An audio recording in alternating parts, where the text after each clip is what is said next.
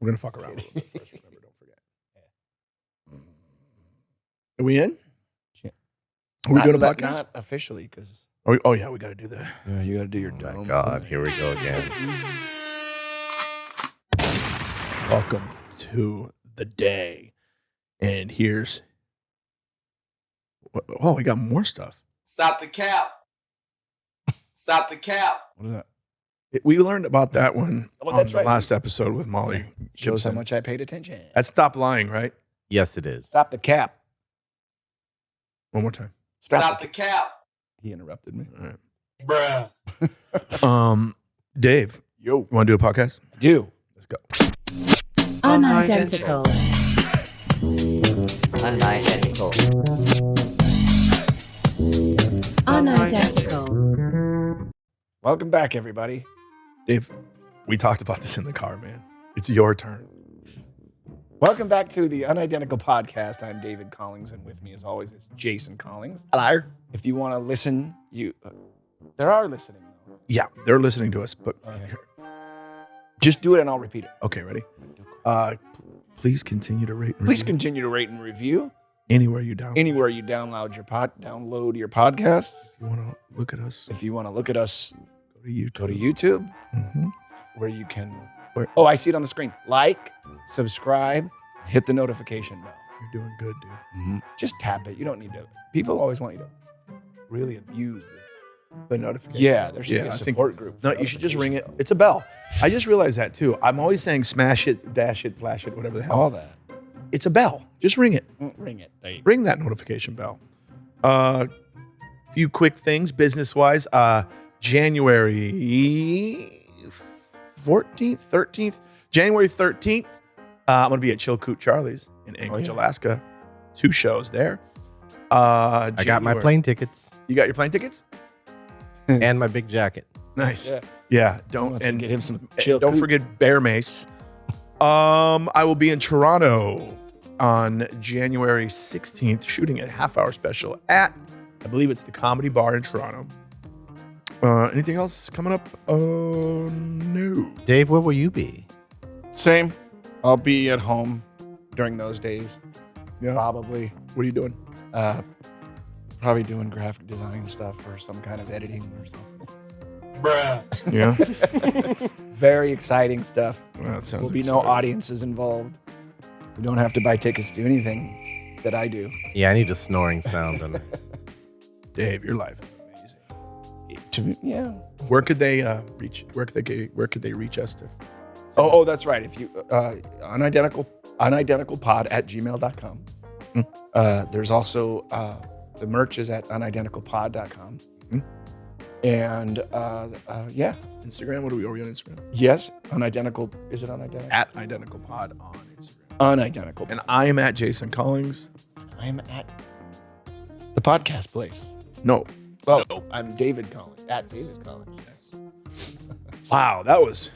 Painful. We did it, but we did it. And every time he does it, it's going to be better. Because sometimes I feel like people watch this or listen to this and they're like, hey, when is Jason going to shut the fuck up and let David talk? And then we just tried. And now you know why I do what I do, Yeah. because he can't.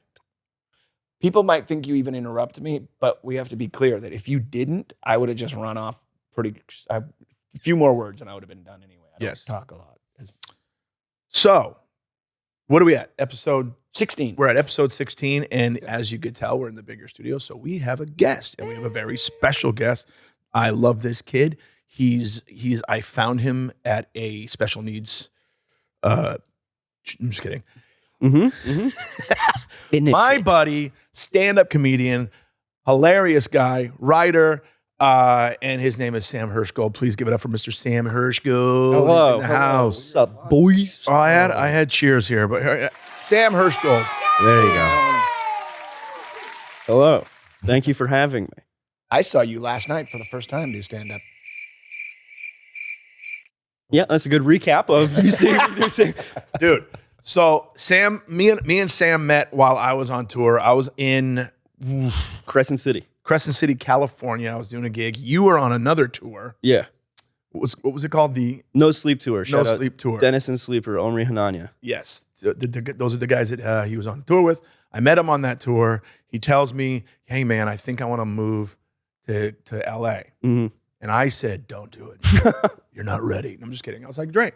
But you have to understand, when I'm on the road, I meet a lot of guys, a lot of girls, a lot of comics that say I'm coming to LA, and they never do. They don't do it. Sam, on the other hand, he, committed and showed up. He followed through. He followed through. He showed up, and now he's killing the It was game. A month later, I was in town. You're a month later, yeah. And the thing I love about hanging out with Sam is because, as you guys know, I've been doing this for 18 years. Mhm. How long have you been doing stand-up? 18 months. 18 2 months. years. He's been doing stand-up for 2 years. That Wow. blows my mind. Wow. I Yeah. saw Sam for the first time do stand up last night. Yeah.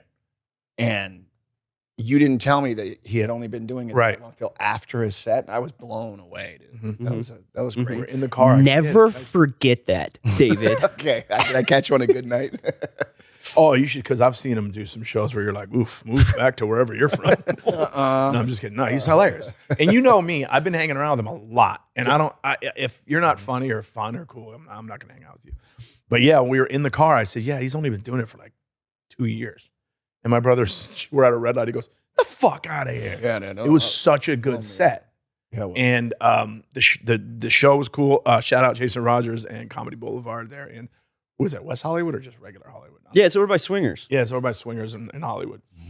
And dude, it was so good and so funny. And the reason I was so happy is because he had to follow a national headliner, and he did really well. And I had a big, huge sigh of relief because I told my brother he's funny, and I didn't want Sam to prove me wrong because he's constantly. Sam sucks, dude. I nothing against Just the the constant guy's name that went disappointment. on? It doesn't matter. But Justin. the headliner guy was great. Nothing against him because he was great. I liked him, but I liked your set better. Thank you. You had a stronger set. I didn't know he was going up before me, so I thought Curran, my homie, was just fucking with me and doing like an intro of like, this next guy's a national headliner, Right. and then he goes, he was also in Rush Hour, and I was like, oh, what's happening? What's going on here? How you know how often that happens when when you're on deck and the host or whoever's in charge of bringing, they don't want to have a confrontation, so they just don't tell you. Mhm. And you're like at the starting line ready to run, and they go, and coming to the stage, you've seen him on, and you're like, I've never been on that. I've never done any of that shit. And you're like, maybe he's fucking around, and then it's not you, and you're like, hey man, tell me, buddy. Well, yeah, then I turned to him and I was just like, this is gonna be fun. Yeah. This is gonna be a good time. One of the other thing I love about Sam that makes me laugh so much, it's not fun for him, but he is so self-deprecating.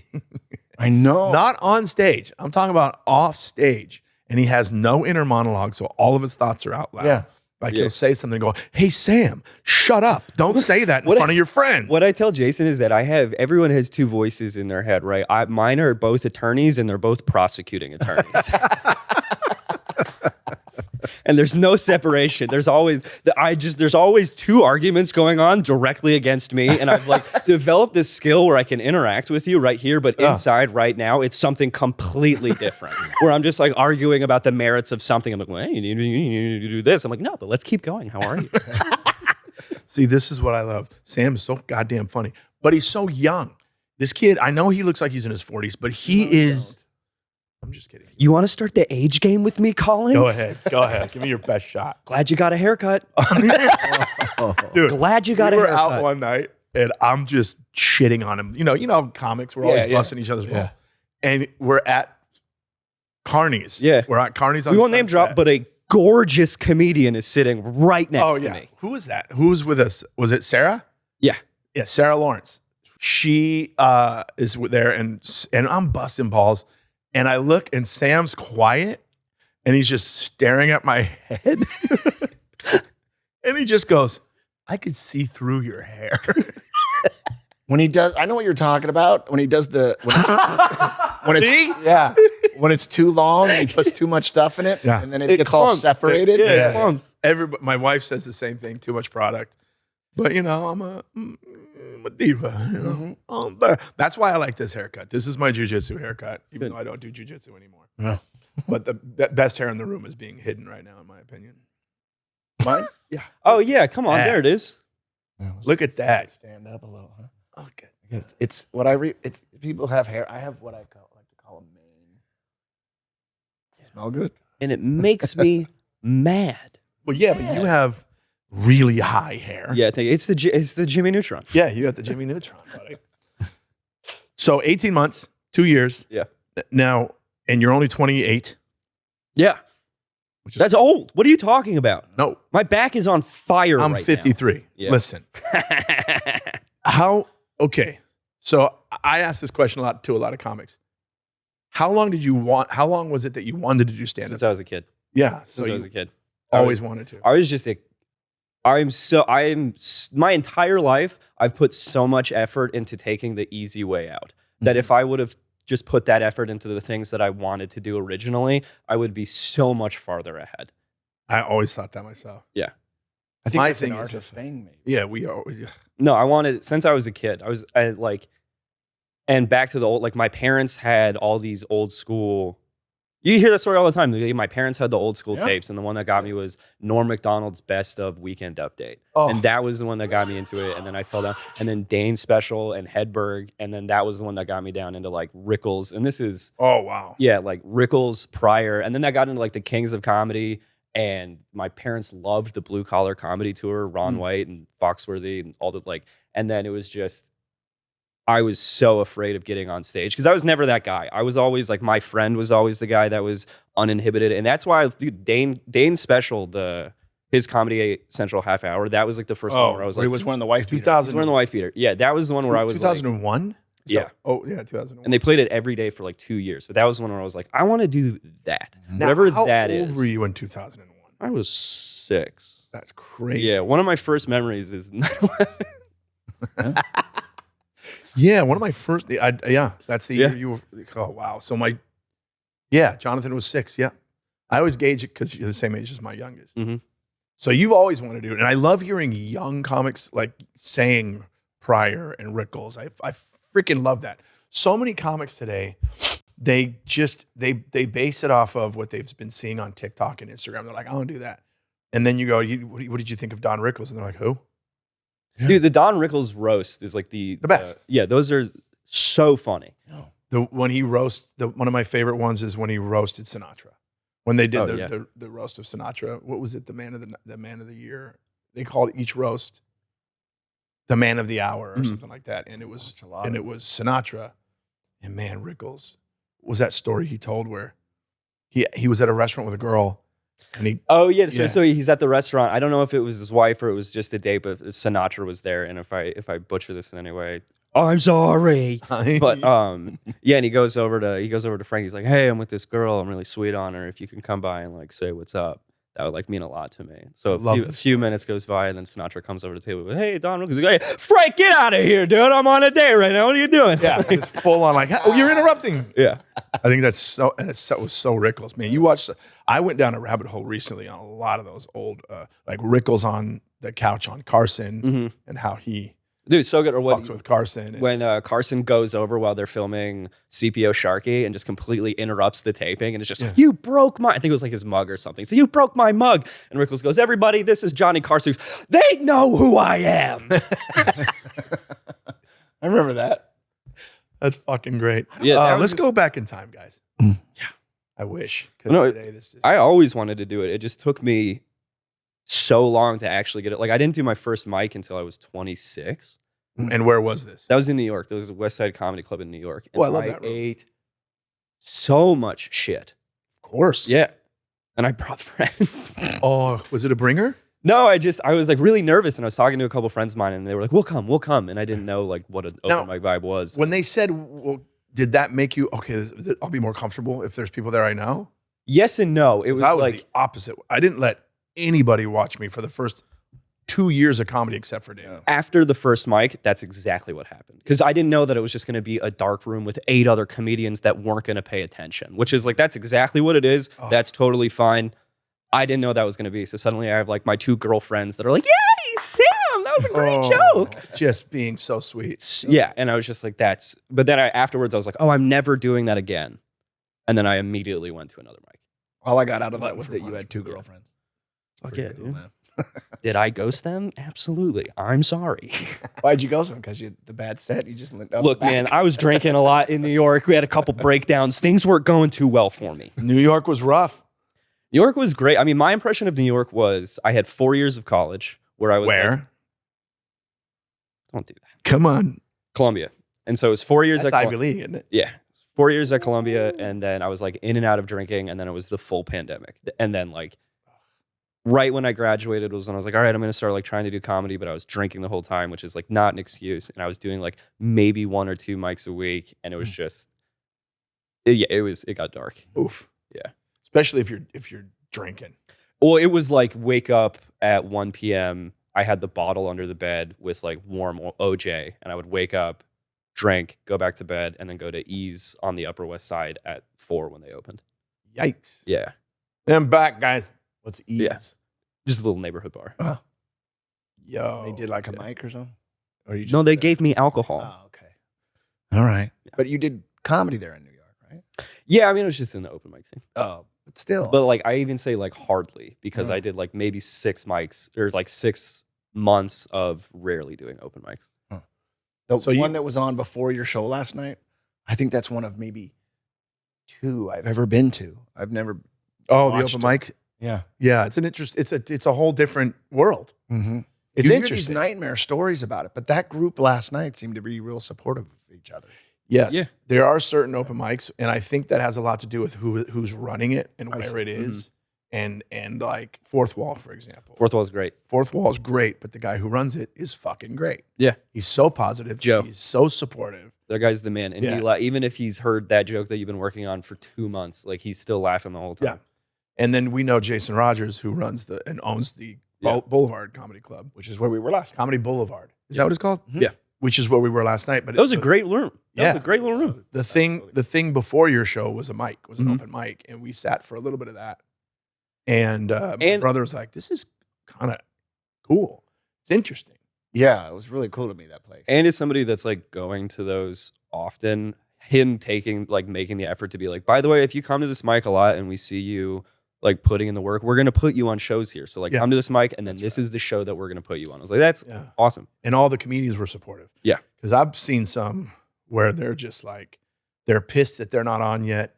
Mhm. No one's listening. Oh, They're yeah, all I've just seen- writing in their books while I've you're seen on. fights at mics. I've seen Oh. screaming matches at mics. About what? Like, well, Yeah, see, what would they fight we about? never really ventured into the open mic world. did Yeah. I? Like, so I saw one guy at it was like a 2 p.m. mic in New York, and he gets on stage and he goes, "I just got back from the Edinburgh Festival. I don't even know why I'm here." And up. That's why right you're off there. the bat, Yeah, everyone was that's just why you're like, there. Mhm. all right, man. And then one guy's writing off to the side, just like writing in his notebook. And it's the thing, he's like, you're at a mic, man. Like, Right. just do your thing.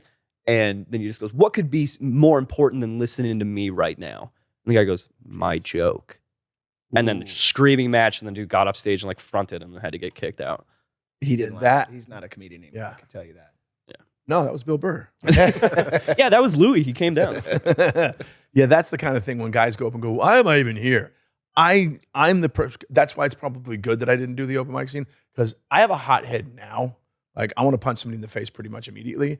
But before, when I first started comic and I was still training martial arts, and I was like, well, let's fucking go. So I feel like if I was in the open mic scene and somebody pulled that shit and I was in the audience, I'd have been like, then get the fuck out of here if you don't think you belong here. Yeah, that happens. Yeah, jeez, that's crazy. Yeah. And then most of them you have to pay for, right?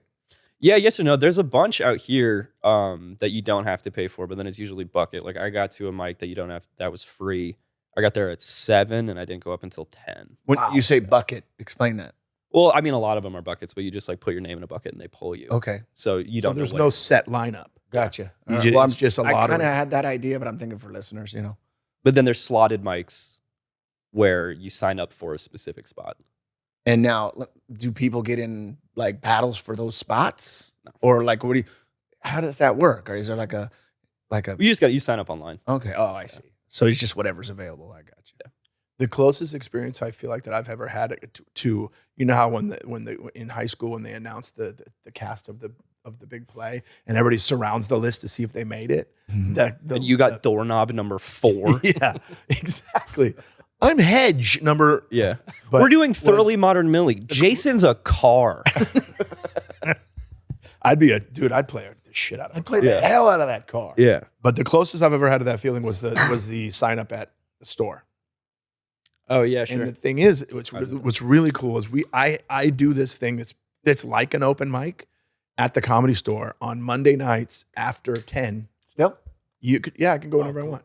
But there's a paid regular open mic almost, where the Monday thing, the potluck that you have to sign up for online and all that shit.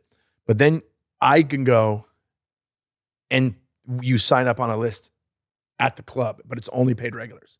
So from 10 o'clock on, it's all paid regulars going up and doing what I think it's 8 minutes or something. Fun. But you always surround the list. It's a bucket. You're surrounded by national headliners. I'm in a bar at 2 a.m. on a Sunday. The host is asleep, and there's a dog running around. Well, so it's close, very close. Yeah, very, but that's very similar. that's when it's the most fun, man. That stuff is so much yeah. fun. You just got your little crew of like open mic buddies, and you bop around, and I'm having a blast.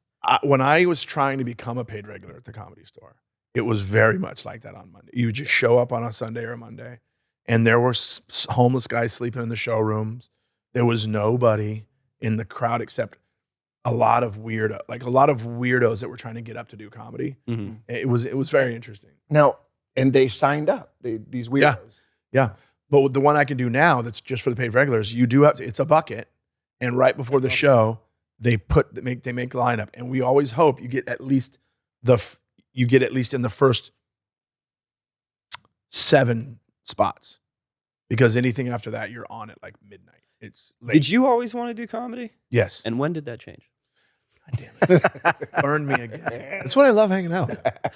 He is a ball buster. Don't get it twisted. So you literally have to like put your hand in the bucket and pull out a thing? No, not The host. does. Oh. You just put your name on a paper and they throw it in. Any bitter comics ever pee in it? No. Good thing Dave's not an open micer. Not I'm yet. just wondering, like, you just hear these crazy stories and stuff. Hey guys, have you heard of the urine mic? Yeah, David Collins runs it. That stuff is so rare. Usually, I mean, what it is just like you're just doing your stuff to a bunch of other comedians, and most of it is to silence. And if you get something good, that's how you know, or like that's what to work on. Like, you know what I noticed also when I went to the Fourth Wall mic with you oh yeah, is a lot of these guys are peacocking to each other. Yeah. Yeah, I just did a show over at the blah, blah, blah, and I fucking killed. Remember that They guy? all I can't say killed. his name. don't start your show with that. Yeah. Yeah. He goes up, he's like, what he said he did some mic somewhere or some show somewhere. He said he brought the room down at the store. Yeah. He goes, yeah, I did a spot at room? the Comedy Store and I brought that room down. And I'm Yeah. like, interesting. It was the parking lot show. They have a parking lot show there. Shut up. No, they didn't. They don't. They were doing it. They did an outdoor thing for a minute during the Pandy Dandy, but it didn't last. All right, I'm giving you guys to speak up a bit. It didn't last. Me? How's that, Solomon? You guys start whispering to each other over there. Sorry about that. We have very sexy whisper voices. That's what it is. don't. We're trying to keep our female audience. So anyway, Sam. You're welcome. So you moved to LA Yeah. and you're in a constant state of panic. You are. I've noticed this about Sam. He is in a constant state of about to lose his mind. Always. And I was even remember last night. I go, watch Sam's about to fall apart. Watch him fall apart. He's I gonna was fall apart. standing next You to and you fucking before you Molly, went up. dude. Yeah, yeah. Molly knows me now well enough to where she like has 3 lines. Yeah. I've heard them 100 times, Yeah. but she could just look at me and go da da da da da da, and then I'm just like, I feel my shoulders go to my ears, and I'm just like, so everyone here hates me. But Implode on yourself. Yes, they'll love that. Ask them if they're mad at you. oh my god, that's so funny. That is him. Were you mad at me? And now I know him so well that I could see when he's about to fall apart. Yeah. Well, We last did night. we did a show. You were there. I think you were there because you made the funny joke in the elevator. No, this is just where Jason's doing his next show when we all piled into the elevator. Oh, right.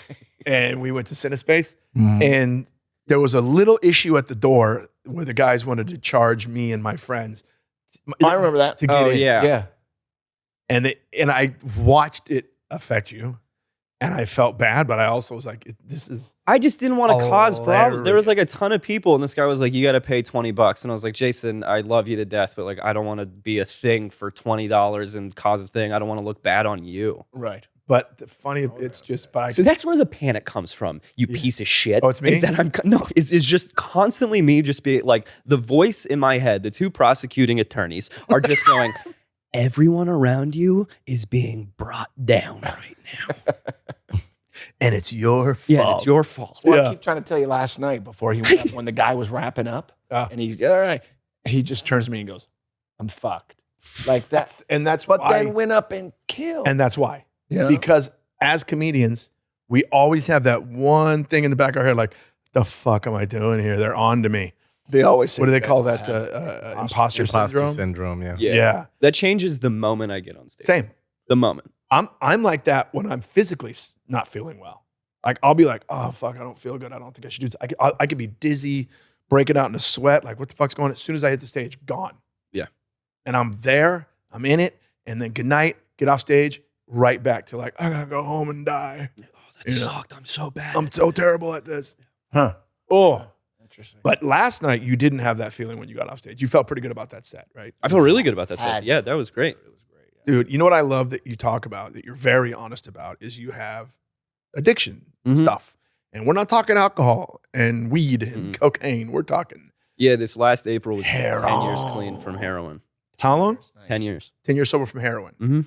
So We'll give him that. Oh, 18 yeah, thank you. I miss it every day. So you got off at 18. Yeah, right before my 18th birthday. So when did you start using heroin? Like 15-ish. And I don't want people to, like, I was not like a derelict heroin addict. I don't want people to think that when I talk about it, that I'm fronting as some like, you know, I'm either selling or like this. I don't want people to think that it was like this melodramatic, I'm trying to be cool about it. Look at this crazy thing that I came from. I was like, with that being said, no heroin addiction is a good heroin addiction. Absolutely. It ruined my life and destroyed my family for a long time. Mhm. But like, I was like a suburban, just like fucked up kid. Here's the thing with that. A lot of bored white suburban kids Mhm. do that. Or they're upset, or they come from a broken home, or they find ways to numb themselves. So like when people go, oh, heroin, it must have been this thing in the fuck. You must have been living in the hood no. It was very, all of the cliches and kind of came true. It was like just being around the wrong people at the wrong time. Like I started smoking weed when I was like 12, very quickly got into like club drugs and raving. And Whoa. yeah, and so it was like ecstasy and 2CI and 2CE and What's all that? that stuff. See, we're Just not. some club drug, ketamine. Like I That I really know. liked ketamine. David and I One of the never- scariest moments of my life, I was on ketamine and heroin, and I thought I was in a K-hole, and I thought I was going to die. I was like, "This is if the Help me if the out. K-hole closes." What's the I'm- K-hole? What What's is the that? K-hole? If you do a specific amount of ketamine, there's like a visual sort of walls closing in Wow. feeling. Yeah, All right. That's But- like No panic thanks. attack. and then I was times just 10. I quit. So I grew up a hockey player, and that was going to be the thing. That's obvious, by the way, because you're Yeah, the fucked up face. flow. Yeah, the fucked up face. Oh, I'm sorry that women love me and I'm fucking gorgeous. You stupid fuck. old Wheel snipe Selly, dude. I'm a goddamn rocket. But no, and then so that was gonna be the thing, and then it got to a point where it was like, this is either where you're gonna start putting in work to do. And all my buddies went off to play junior hockey and all that stuff, and it was like, either gonna be this or you're gonna stop. And I stopped, and it was like my parents got divorced, lost their house. I stopped having structure, and then I was around fucking Carol and Anna, who literally said, "You're gonna do heroin eventually. You might as well do it with me where it's safe." And my dumb 15-year-old like fucked off brain just went, "Okay, yeah, that And makes who's sense." Carol and Anna? These are just two 15-year-olds too? Yeah. Oh. What are they up to? Cool crew. One found God. I don't know what the other's doing. Where was he? Where was he? Oh, she went to prison? Because I've noticed that a lot of guys, when they go to prison, they find God. I'm like, where he is. what's he in there for? Him and Jesus are hanging out in the clink. Yeah. Yeah, and then it was like, you do it. I did it once. I've met one person in my life that can do heroin casually, and it made me so jealous. Where they I could heard do it it's like, one time you're done. that was sort of what happened with me. Where it was like one time, and then like a month, and then like 3 weeks later, I was like, "Ooh, I should do that again." And then 2 weeks later, and then it gets to every day. Oof. And how, when you quit, did you cold turkey? Like how? No, absolutely not. So the first time I went, I knew I was. The first time I went, I knew I was going to go. First time.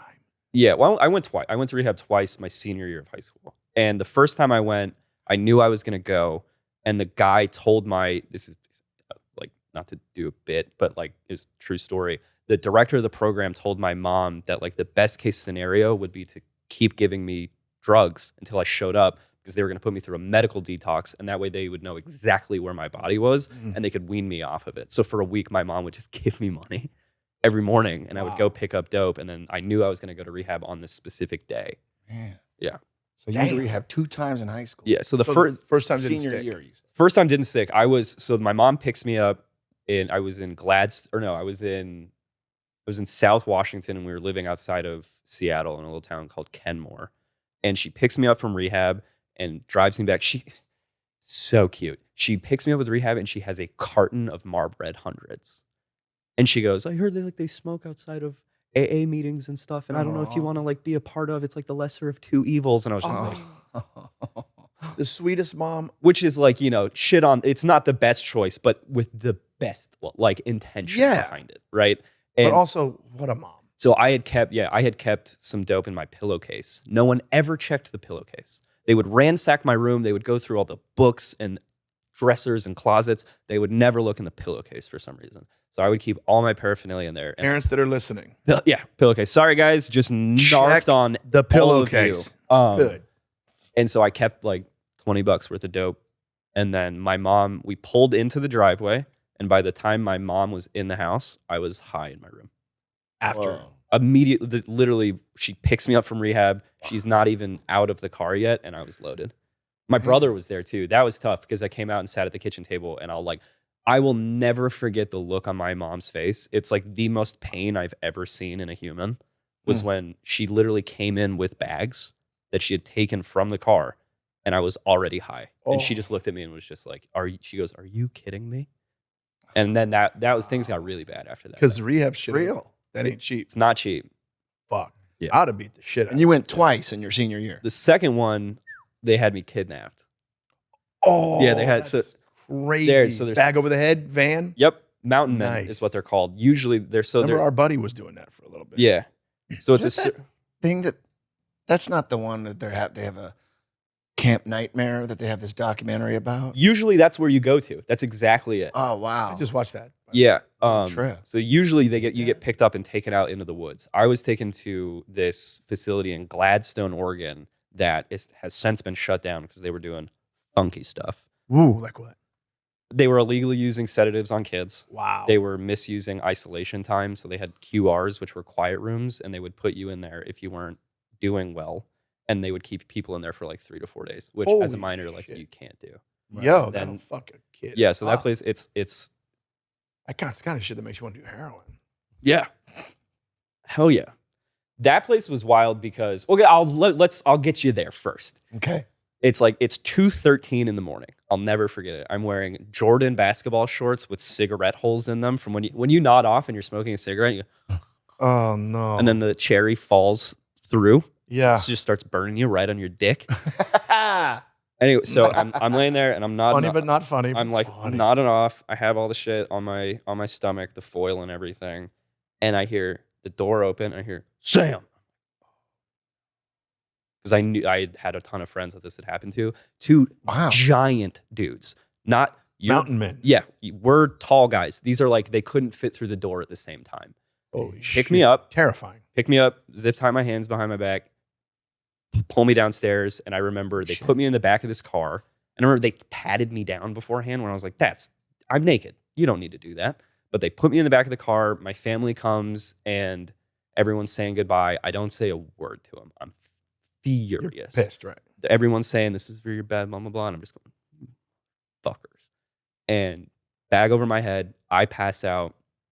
And then we wake up. I wake up to them going in circles, which I found out later was what I was planning on doing was they would take you off. So if we're on the freeway and the second I notice we're decelerating really hard, Yeah. I can remember the turns to the rehab, Right. try to sneak out, flip the turns in my head, and make it back to the highway. They're confusing you with all And you learned that at Columbia? I'm just kidding. Yeah, put that on my resume. Creative problem solving. Right. Yeah, but then they like put it bag over my head. They grab me by the back of the wrist and they push me in. And like, hospitals have very distinct doorways. And I like hear them sign me in. and the doors open and they push me in and they pull the hood off and I'm just surrounded by, it was like 75 kids. And at this time I'm green, physically green. I'm 6'1", I weighed 121 pounds. Shit. Yeah. And just the super hot intern came up to me and was like, it's going to be okay. And I was like, rehab's fucking awesome. Where were you on the first one? Yeah. But so this place was a dual diagnosis place. So it was people that had behavioral issues, eating disorders, and drugs. And a lot of people that would, instead of going to juvenile jail, prison, they would take drug deals and do long-term rehab stays. So like, let's say a kid gets caught selling coke. Judge goes, you can either do 4 or 5 months in a rehab or send you to, I had never done it, so I don't know if that's like exactly what happens, but it was a lot of stuff like that, where it was like, instead of jail time, we came here. They lawyered, came here. And that one stuck. That one stuck because I never wanted. So actually, that one stuck because I didn't want to get kidnapped again. That fucking sucked. That was like terrifying. Yeah. 3 months after that, I bought heroin. I bought heroin. I was like, I'm ready to go. It was a Snickers bar. I got, Jack, like they conned you. They conned me. And so it was a Snickers bar. And then I was like, you know what? Fuck it. And then I got a job. That was a sign. Yeah. And then I dropped out of high school to start. I dropped out of high school and the plan was, all right, just do charter school where you only have to take the credits that you need to graduate. And then I got a job and was like, fuck this. So I just dropped out of high school, started working, and then that was it. No, that wasn't it. Yeah. You got into fucking Colombia. This is what it's very impressive. After all that shit, you figure out how to get yourself into Colombia. Yeah. Which is an Ivy League. Man, super grateful. I've been very blessed. I've been very blessed in my life with in almost every stage, there have been people that have gone out of their way to build small communities with me and around me to help me get to places like that. And to at times kick the shit out of me and just straight up go stop doing that. Mm-hmm. You need to do this. That was what I was saying in the car today. There's a lot I see in a lot of, especially when I was at Columbia, a lot of stuff that was there's a difference between when you're confronted, there's a difference between being challenged and attacked. Mm-hmm. And then there's a difference afterwards of choosing humility and humiliation. I was given all this insight by these people that were when you're confronted, choose challenged, and afterwards choose humility. And those are wise words from a kid. I love it. So I worked at a Zoomies for a year, which was awesome. Yeah. I'm 18. I'm just doing that. I'm flirting with mall rats and I'm going to late night NA meetings. It was a lot of fun, but I started freaking out. I saw all my friends going to college and going abroad and all that stuff. And I was oh my God, I'm a high school fucking dropout heroin addict. Moved to Austin. My brother was living there. And then he got me a job in a bar. And that's where I learned how to start working in bars, learned how to pay rent. And then after being in that world for a bit, I was I got to go back to school. And so made a deal with my dad, actually, because we were still talking at the time. That was he goes, you can pay me rent and I'll let you live with me. Huge falling out, stuff happens. But I moved back in with him, get into the community college. And then I moved into a halfway house with a bunch of people. And where was this? Seattle. I was back in Seattle, sorry. And then, I just I was your favorite. I was directing high school theater because I love pussy. I was hoping you'd say that. Yeah. And I was just waiting tables, volunteering at the high school that I went to in the theater department and doing community college classes that I could afford. Let me ask you, did they know you? Did they were this is the guy that went to rehab twice in his senior year? Yes. Shout out Gretchen Stewart. But you know what though? You were showing love for the school. So because I went to class twice in my senior year. Well, so I was in all the shows my senior year, and for both of the shows, they had to pull me out to go to rehab within the last month and just screwed everything up. And then Mrs. Stewart was a second mom to me, and she would take me in. Her daughter's a good friend, and I went back later and was look, I want to build a good resume to go to another school, and I want to do something a little bit more productive. So I went back to her and was what can I do? Can I help? And I thought she would be yeah, you can take tickets or you can, do the email blast. And she was how about you just help me actually teach or not teach, but direct. And so I was her. Cool. I was her assistant director, which essentially was just everybody come in, stand here and say your lines, please, for the love of God. Right. But It was a lot of fun. And like I looked just like them. So I would show up sometimes and like the teachers would be like, "You're late. What are you doing walking around?" Oh, I'm that's like, funny. One kid came up to him and he was like, "Dude, I fucking got so fucked up last weekend. I hooked up with this chick." And I was like, Hey, Connor, your parents' taxes pay my stipend. Shut the hell up. Yeah, right. I don't want to hear this. Yeah. But then I'm sorry. How old were you at that time? that was like 21. So you were like 21 Jump Street, but theater version. Yeah. Cool. So the Gay 21 Jump Street. Yeah, gay 21 Jump Street. Yeah. And then yeah, I was doing really well at the community college. Right. And a friend of mine went to Columbia grad school and she was like, "Hey, you have a story you should try." And that was never the plan. The plan was to also, I feel like I'm fucking rambling. No, this is No, fucking keep going. so interesting. This is the Great. quietest I've been on a podcast. Yeah, that was that was never the plan. The plan was to do 2 full years at the community college and transfer to like a state school or like a local college and just do that. But she goes, "Yeah, Columbia is here. They have like great undergraduate colleges and you should apply." And I did. And that was the only school that I applied to. Never took the SATs. And I was like, "All right, application's out. You know, Set it and forget it. yeah, I was just like, whatever, that's never gonna happen." And then one day I'm at work and I get a text or an email that says, "Your application status has changed." And I was like, Oh, rejected. right, because Right. I was like, if they let me in, but then I like go on the portal and balloons fall, and I ran into the dining room and I had like a full section and I just screamed, "I got into Columbia," and everyone started clapping. That's rad. And then a month later, I was in New York. Yep. And that's where it all fell apart. Immediately. Literally immediately. I had to pull out my second semester to go back to rehab. Oh, so there was a third rehab. Outpatient. So I started drinking like a So it wasn't heroin. wasn't heroin. Okay, so I I was haven't gonna done ask that No. question. I haven't done heroin in like 4 days. I have it's been 10 years. Are you itchy? Are you itchy? Yeah, this is the opiate itch. Soon I'm just gonna be like, do you guys is a copper wire situation in this building? Sorry, Solomon. Just fucking What's the copper wires? Rubbing the lip. yeah, just fucking oh man. Oh man. That's interesting when you said Yeah. you started with, young, because I started smoking weed when I was 12. But Yeah. that's all I wanted to do. I tried alcohol. I hated it. You know what I mean? So I'm like, I'm just gonna stick with the weed. What's I've never done like cocaine, anything like that. Of only I never did coke. That's not true. I did coke a few times and I never liked it. It was expensive. I didn't like going up for 20 minutes and then being like, now I'm sad and want to spend all my money. right. I liked going down. Rich kid habit, that one. Yeah. See, I never did anything except for, opium. Opium. Yeah, David and I weren't big party But I mean, was party guys. it prevalent down here? Like you could Oh, get boy. okay, yeah. Like you could And get, we grew up in the 80s. We were 80s, 90s in LA. Crack epidemic. Yeah, okay. It was everywhere. And I think that might have been what saved us because cocaine can look glamorous. Yeah. You got rich white guys and we're doing coke. But what we saw were these people on the street just dying of their crack. So I'm like, I don't That's want so anything. funny And to we me. had an uncle that lived with us who died of alcoholism. That So it sucks. scared us out of that as well. I didn't start drinking until I was a stand-up. Really? Yeah. And then I did it way too much. I had my first drink when I was like 8 or 9. It was Beefeater gin. My dad's Beefeater Mine gin. was, I was probably 6 or 7. Yeah. And it was Jim Beam and it was an accident.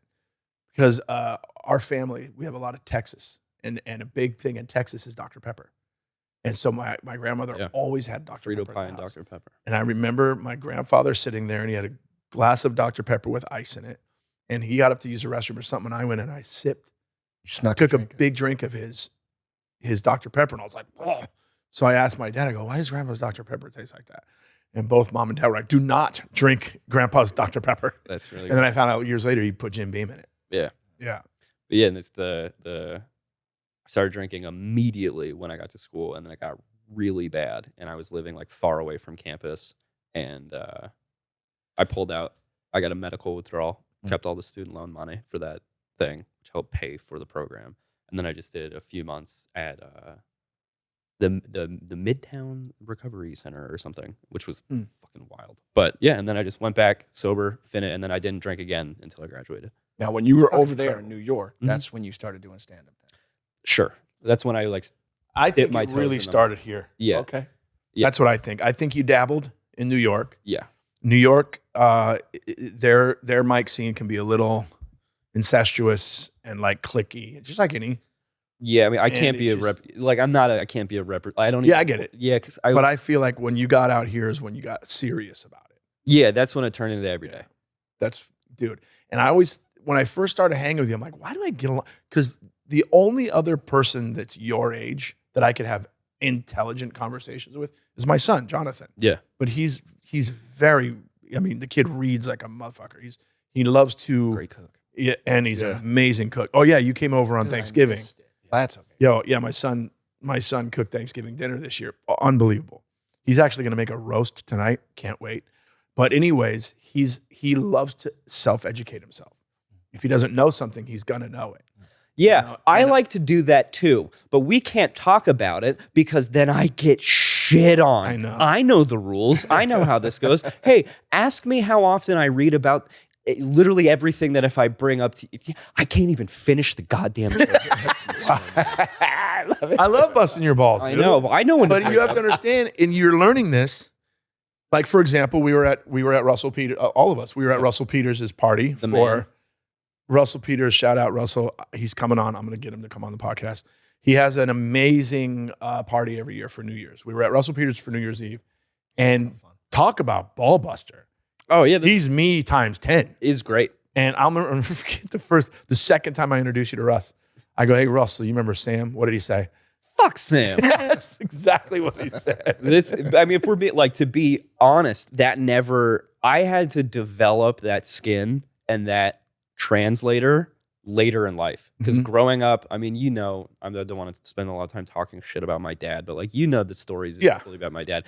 When growing up, and I have like a very sensitive, caring mom, like when I look back, I go, man, I wish I would have spent more time like being with the boys and really understanding that like talking shit meant we're including you. Yeah. Because I had people in my life that were like, if they're saying these things, they mean them and they want to hurt you. Right. So my guard, that's like the guard is always up. And that's why like I'm good at doing it, but I'll legitimately ask people. Like I've literally asked Molly, like, you don't actually hate me, right? Yeah. And it's literally just a checklist thing. It's not me being sensitive. It's me being sensitive. Very sensitive. 100%. But in my head, like I can start busting the balls once I know that we're good. If someone comes up to me like anywhere else and just starts giving me shit, I'm just like, well, who the fuck is this guy? I don't fucking know you. Right. You bust my balls really well. I mean, and a lot. And I love it. Very easy. But yeah, I get what you're saying. See, David and I, we grew up with a father that was from about age 8 on was just 100% there. He was always there. However, this is true. My dad was a fucking teaser. Yeah. You couldn't get away with much without him like kind of busting your balls and teasing you. Right. Which at a young age as a boy is rough.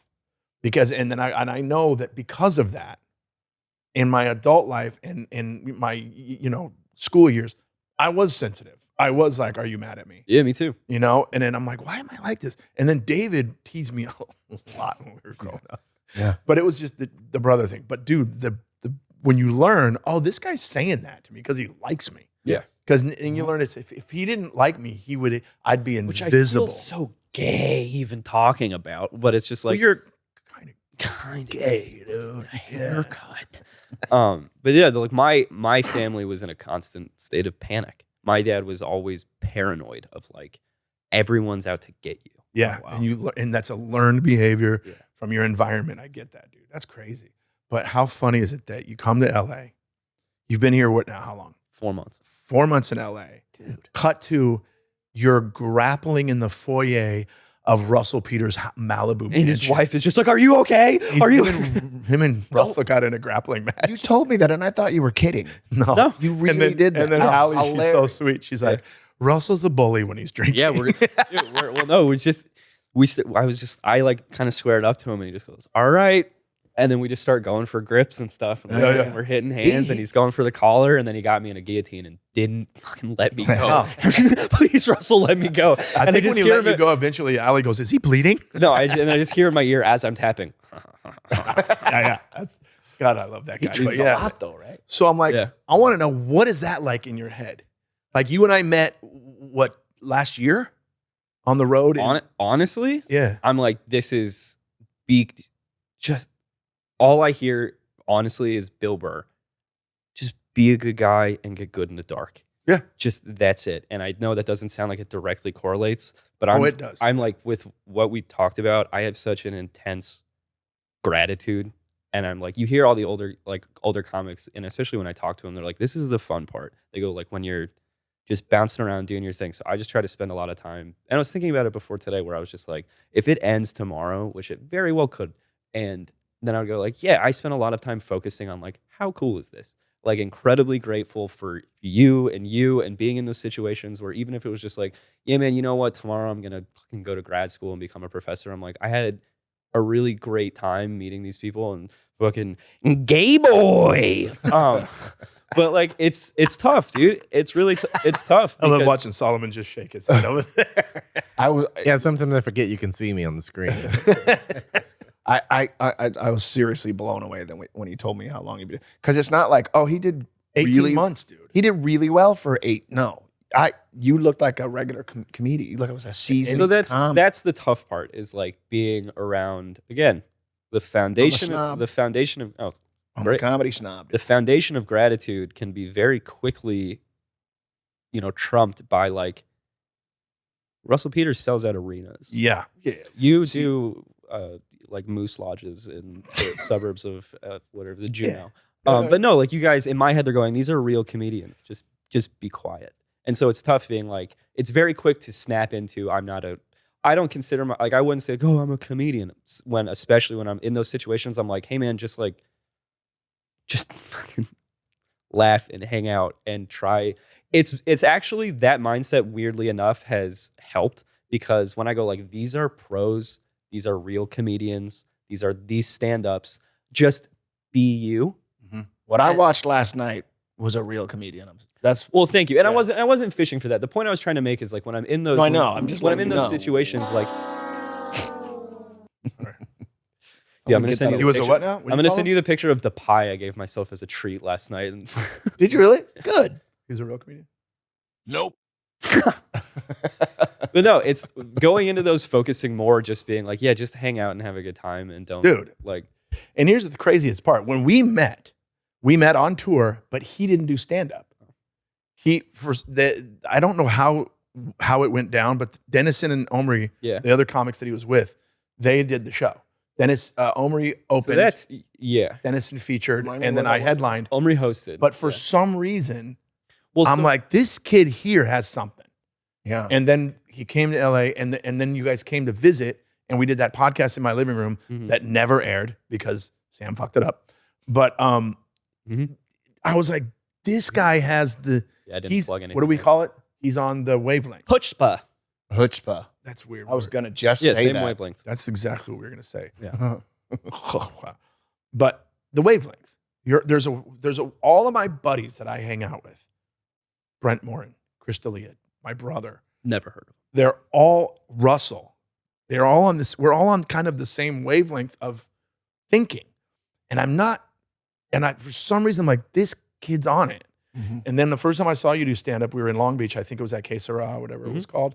And he was great. Yeah, you saw it was that bar show when we were still on tour. Yeah. And I did the Australian impression really drunk. Yeah, was the that's first what time it you saw was. it. Because Dude. Omri did the show as well. Bombed.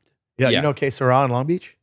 Where is it? It's on in Bear something? Bear City Anaheim. comedy? Is Bear that what City it's called? Comedy. It's on Anaheim. Yeah. Yeah. Yeah. Please do the Australian. Dude, so keep it Here's the Australian bit, and I love it. the most fun for me that night was I was still drinking, and I was like still just very nervous. So I like 3 shots quick, bam, bam, bam, and no one in the audience laughed, but only my comedian friends. So it's you can come out, and Which sometimes is way more rewarding it was so than much fun. if you can get comics Yeah. to laugh. That's my. But I was getting the oh, he's trying smiles. Oh. Right. Yes. Oh. Yeah, but see, I'm like kind of shaky, a little drunk, and it's like, all right, I have some characters that I've been working on. The first one is this is an Australian guy who mixes up koalas with small children. All right, so he confuses them. He mixes up koalas and small children. Yeah. Hi, It's good to be here. It's good to see everyone. How are you? Really happy to be here. Man, I can't wait to beat the shit out of that koala. You were drunk. Nothing. Just absolutely And I'm on the nothing. side just like, Yeah, well, then I go, okay, we didn't like that one. I got it. This is another character I've been working on. This is an Australian guy. always an Australian. I love it. It's just an Australian guy who mixes up stingrays with small children. Okay? Australian guy mixes up, gets them confused. Got it. Small children. Got it. Okay. Okay. Hi, it's good to be back. It's good to see you. Really happy to be back here. Man, I can't wait to face fuck that stingray. My God. All right, cool. We didn't like that. That's fine. We don't like that one. I got one. Oh, no. I got one more. I got one more. Okay. It's a little. It's not as okay. You ready to hit the censor button, Solo? Yeah, don't worry. Okay, we didn't like that one. That's fine. I got one more impression. All right. One more character. This is an Australian guy who mixes up dingoes, small children, dingoes, small children. He mixes them up. All right. Hi, everybody. It's me again.